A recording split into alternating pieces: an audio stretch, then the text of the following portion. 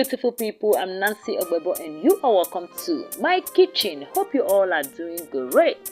Today let's make this vanilla ice cream. So without further ado, let's dive right into the preparation.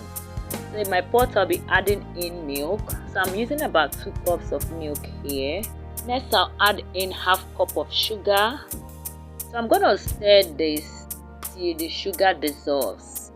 Okay, at this point my heat is not on yet, so I'll add in 2 tablespoons of corn flour.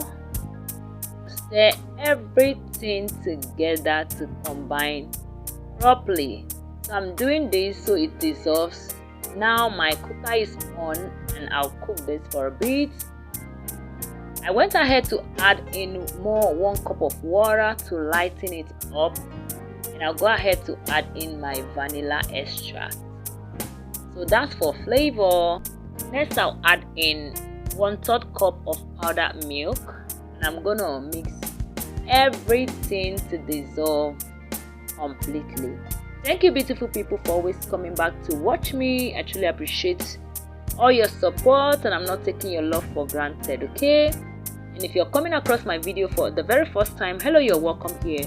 Here we'll make amazing recipe that you will love. Please subscribe and stay connected, okay? Then I'll transfer it into my bowl. I'll add in more 1 cup of water, and this is room temperature water. So for my liquid I used 2 cups of water and 2 cups of milk. So I'll stir everything together and I'll start tying it. In fact, I noticed I didn't have ice cream nylon bag or ice cream bag, so I had to use this regular one, and it's also served.